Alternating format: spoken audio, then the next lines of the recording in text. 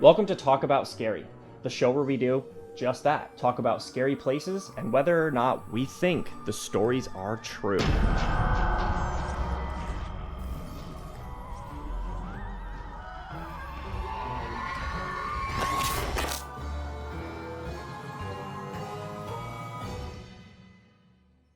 Hey Clay, Hey Adam, how are you today? I'm good. Is that how we just are going to open every episode now? Hey Clay, hey Adam, how are Yes. you today? That's it. That's the format? That's the format. You don't like it? No, it's just simple. I feel like we definitely sat in a meeting room and we're like, we got to hammer out the details. Hey Clay, hey Adam, I love it. Sign off. Let's start. I like it. Whatever. So, it's my turn today, and I have a doozy. Ooh, a doozy, huh? Yeah, a doozy. Let's travel to Florida. Ooh, it's my home state. Ah. Mine is not Florida, so I can't connect with you on that level. But specifically, we're going to be looking at the St. Augustine Lighthouse. Ooh, I love St. Augustine. That is my favorite place in the world. Absolutely. Well, I'm assuming then you've at least heard of the lighthouse and some of the stories that people tell about it. Oh, yeah. I'm betting that some of the people at home have not heard of the stories. Well, it's possible. I hadn't really until I looked into it. But people show up to look at the lighthouse because it's pretty. It's actually the oldest brick building in the city, and it has 219 steps from the bottom to the top. That's a hike. It is. The lightkeeper's house was added to the site in the year 1876. It was built originally in 1874, but they added on to it 2 years later. And it has more than one ghost. Similar to some of the other places we've looked at, it's not a one-trick pony. Mm-mm. Absolutely not. By the way, it's important to note here that St. Augustine has a lot of history, probably why it has so many hauntings. It is America's oldest European colony, by far. That's interesting. Yeah, it's Spanish, so people don't consider it to be European, but Spain's in Europe.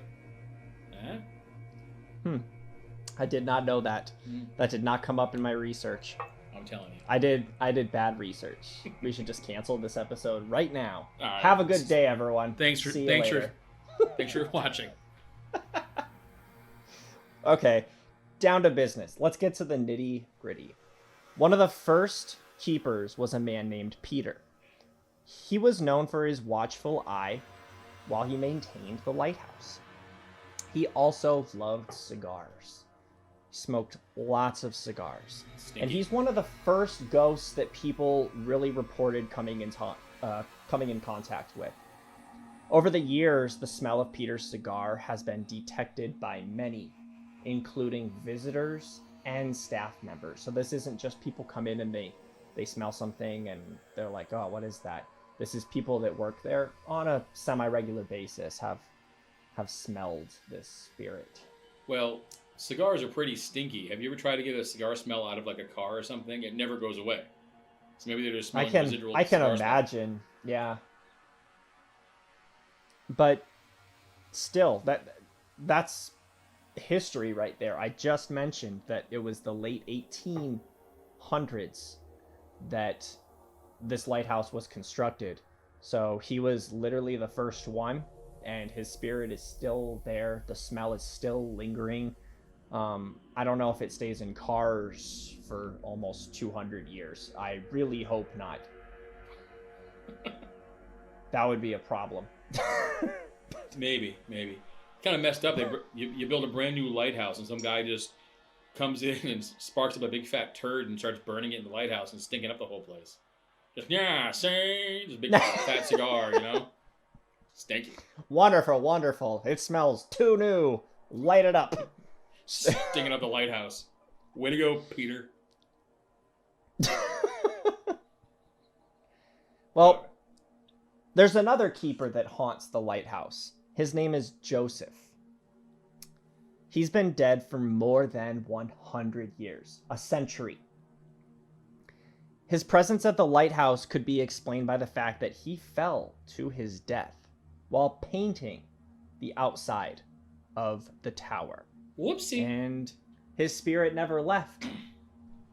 And it's often seen looking out from the top. So people from the ground, they'll see his spirit up there looking off into the distance, keeping watch from the afterlife. The keepers had to paint their own lighthouses? I mean, back then it makes sense. People did things more themselves than hiring people to do things for them. Seems like, I don't know. I feel like somebody else should have been painting the lighthouse besides the keeper. What the hell was he doing? He's supposed to be watching the water, right? Did they watch the water back then? I mean, you can, like, paint and, like, look over your shoulder. And I mean, honestly, that's probably how he fell. Too much at one time. Men can only do like one thing at a time, right? Yeah, I mean, like, have you tried like patting your head and like rubbing your stomach, like? I guess. I mean, and then like switch it. Oh, see, I can't even do it. I'm not trying it. I am. I'm making a great error. Pat my head and rub my stomach. Here it goes. Ready? And then reverse. Can't do it. I did it. Don't brag. No, you didn't. Don't brag. I did. You'll see. I did it. It was good. So what do you think so far about the lighthouse? You think any of these ghosts are more reasonable than anything else we've discussed on the show? Okay, lighthouses are spooky, and actually I was a latchkey kid growing up, and I had a split family, so if nobody knows what a latchkey kid is, just go look back in some literature from the 80s, you'll figure it out. And I was a child of I was a product of divorce, so I split my time between New England, in particular New Hampshire, we go to Maine all the time, and then Florida. And there's a lot of lighthouses in Maine too, and there's a lot of ghost stories, and they sound a lot like that. Okay. That's all I got to say about that so far. And it's funny though.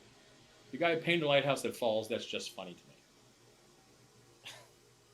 It's like the guy who slipped on the banana peel and then died, and now he haunts the place, and you can smell bananas.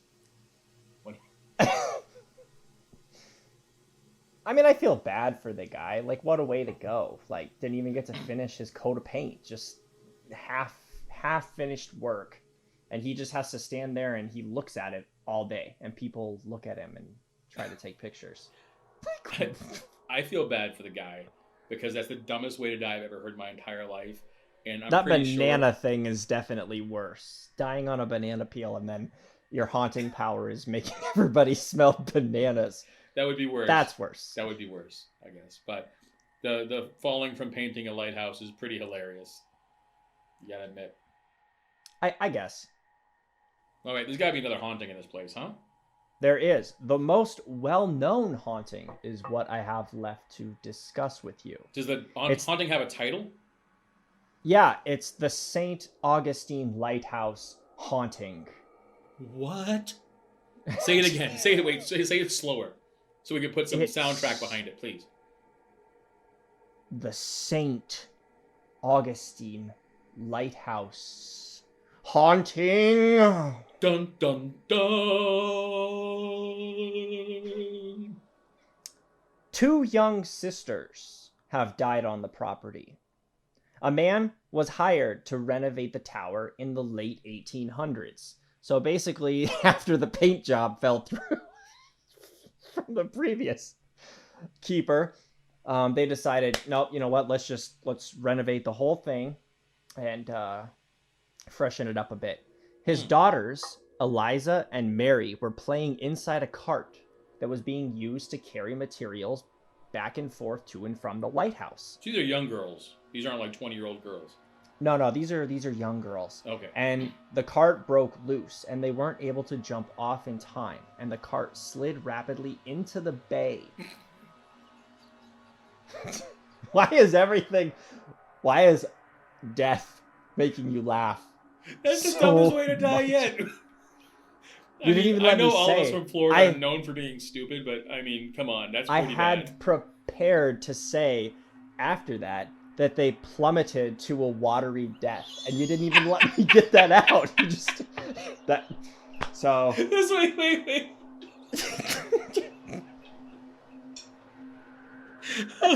I gotta breathe for a second. That's.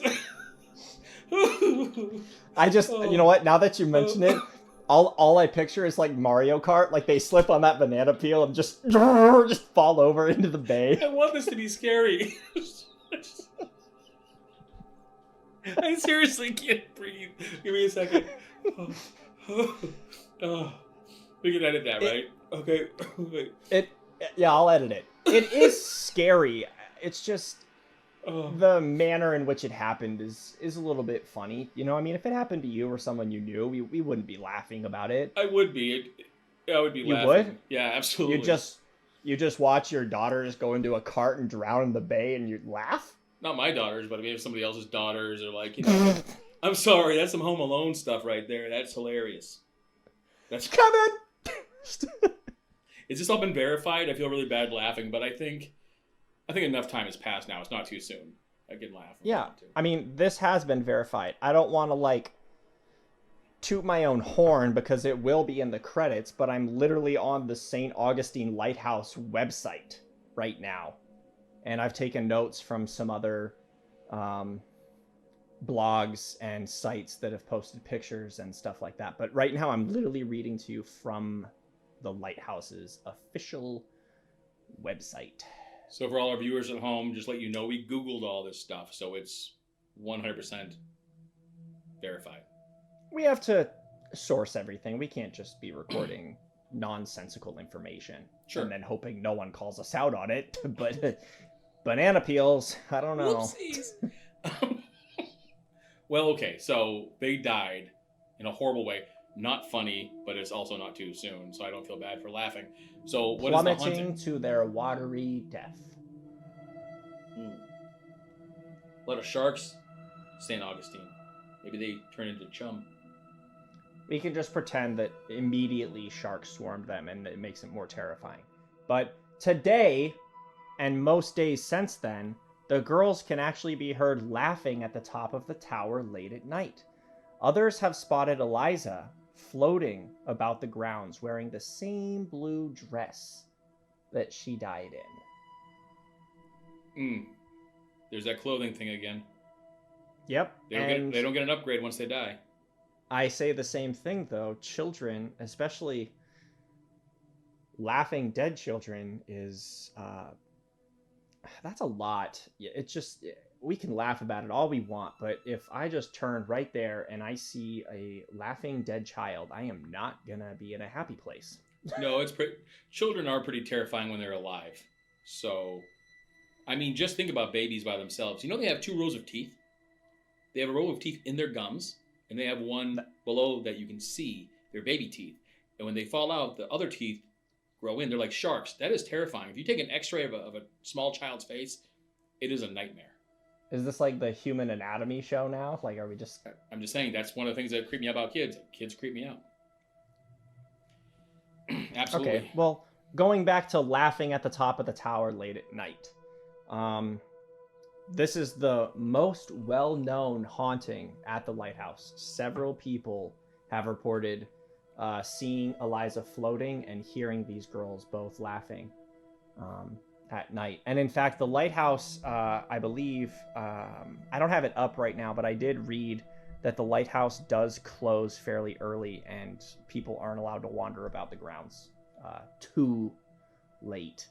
That's probably for a safety thing, not necessarily, well, the ghosts come out and we don't want you to be too scared. But it does kind of make you wonder, you know. Sure, I mean, probably a lot of people go to see if they can see the ghosts. And because it's pretty well known, I imagine there's a lot of people taking photographs. And if you've never been to St. Augustine, it's lush. There's all sorts of wildlife around there. It can be marshy at times of the year, so I'm sure they're like, you know what, just don't come that late at night. And it's probably a national monument, right? It's a historic monument now, right? I believe so, yes. I mean, there's more hauntings that have gone on, so I wouldn't be surprised if it's a historic monument. For example, it has its own gift shop, and the Lighthouse staff have reported that chairs have been moved or overturned, and that items in that gift shop have gone missing, only to reappear later. And music boxes in the gift shop have also been known to turn on by themselves. Now that's creepy. Music boxes are terrifying. Music boxes turning on by themselves, deal breaker. I'm leaving a place if someone's music box turns on by itself. So, like, children tragically die in a cart and drown. A man falls to his death while painting, and a music box is where you draw the line. Yeah, absolutely. It's like Poltergeist. Remember that Jack in the Box? Yeah, but it's like soothing sound. I mean, I get it that if it's going off by itself, that's one thing, but still, really? I'm an audio guy. Like, most of the stuff you'll never see. That's scary. Now I mean, when I think of music boxes, I think of like the ones that open up and then there's like that single ballerina on like a pole that just like goes slowly in a circle. So I don't know if that's anything what you're thinking or what they sell, but that's kind of what I'm thinking when I picture music box, especially in this scenario where there's two young girls that haunt the place. It's probably the ballerina, not the new modern version of a dancer on a pole. I've seen those music boxes too, but they usually Please tell me you're joking. They usually play like T-Pain or something in the background, but those are good too. But those aren't scary.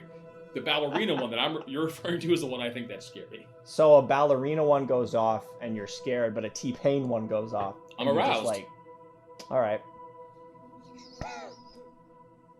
Well, lastly, some visitors touring the Lightkeeper's quarters feel cold, which I know we've talked about in the past, and that's kind of a topic that is debatable. It's so questionable that it's not even funny. But some of them have seen a tall figure that looks like a man appear before them and then quickly disappear. That's pretty creepy.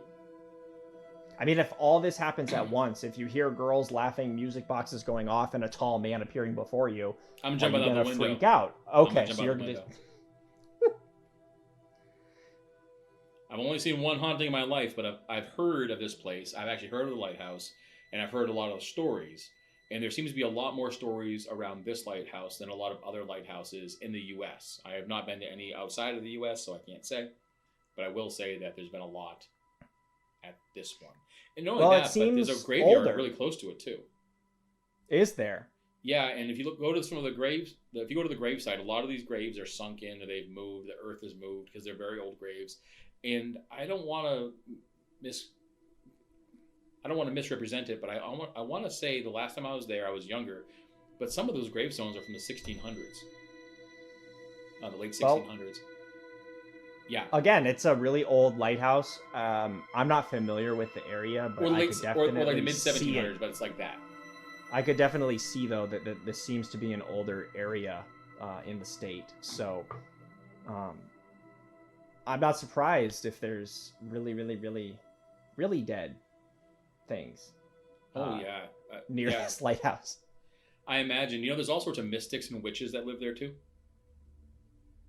Witches? Yeah, witches, like real witches, and mystics and things of that nature. Trouble. Those kind? Yeah. Oh, interesting. Yeah, pretty. Some real Harry Potter type stuff going on over there. Did you know I was wearing my Harry Potter shirt right now? I figured. When you're not wearing your Harry Potter shirt. I think you're a witch. I think someone needs to get burned at the stake. Ooh, I love steak. Okay. Don't burn mine. No, I mean, honestly, there's a lot of like supernatural believers that live in that area, especially in St. Augustine. And I mean, if nothing else, you said before that you believe in certain energies possessing a place. That's your words, not mine. I don't believe any of It that is. garbage. But maybe if that's the case, if we're going to go into your reality, maybe It's a good reality. all of these people and the beliefs that they hold, maybe that holds some sort of power over the place. Either way, it's magical. That's what I was thinking when you said there's a cemetery nearby with really, really old graves, and just the whole area is older. And if there's hauntings going on, then I only talked about 3 or maybe 4 with the tall man that disappears and reappears, ghosts at the lighthouse. But there might be a whole lot going on in that area that I just didn't look into. I was trying to stick to just the lighthouse because it has such a rich history. Oh, absolutely. There's a lot going on in the area. Spanish ramparts are right next to it. There's old jails. Lots of Spaniards died there. I bet you. But that's what I mean. Like just the whole area is probably full of that energy, and it might not be evil. I didn't look up anything that said anyone got attacked or assaulted or died because they, thwarted the causes of Satan or anything like that. But it does kind of raise the question of, are some places more energy prone than others? Yeah, maybe. And I think so. Obviously you don't, but maybe. I mean, if it is a Florida haunting, Florida is more chill. It's a chiller place, so they don't have time for all that craziness. Unless you go to a Publix during alligator mating season, you might see a alligator inside your Publix or your Winn-Dixie. But Florida is a unique state, though. Depending on where you're at, it's very different. So that's right. That's right. It ain't where you're from, it's where you're at. And if you're in Florida, you in it. For real. Great. Weird place. Home of the Miami Heat and what used to be LeBron James, and he's out of there. So Jabron Lames, that's right. I'm okay with that. Not a fan. Geez, I hope LeBron doesn't see this. Comes knocking on your door someday. Please don't see this. This lighthouse in St. Augustine, Florida, you guys can just look it up. It's really easy to find if you want to go down and visit. And they have like hours of operation, or they close certain days, or where can we find out more about it? Is there a website? You said there's a website. There's a website. It'll be right in the credits for you to look up. I do have a phone number to call. Can you put the phone number below me if I point down? If I go like this and point, put the phone number. Why don't you go ahead and point down, and later on, if it's there, cool. If it's not, I don't know what you're pointing at. I just did it. It's already done. It's okay. Done, so. The phone number that I have, though, isn't for the Lighthouse. It's for Historic Tours of America that runs tours through several different places, including this lighthouse. And I found a lot of great information on their website as well. So I'm going to give you that phone number. It's 866-955-6101. So give them a call if you want to set up a tour and go check out the dead painters of the lighthouse. Or the dead kids. And the dead kids, Mario Kart style. All right. Well, that was thanks for sharing with us. That was awesome. I really enjoyed your story today. I do like the lighthouse. I think it's a different take on ghosts, even though some of the hauntings sound similar to other topics that we've discussed. I do think that anything like right on the ocean, it's just kind of got that like edge over that middle of the country stuff. Sure, yeah. Plummeting to their watery death. I'm going to say that one more time. It was funnier the first time. You're just wearing it out now. You didn't even let me say it the first time. Well, thank you guys for watching. We really appreciate it. And as always, creep it real. Creep it real. Bye, guys.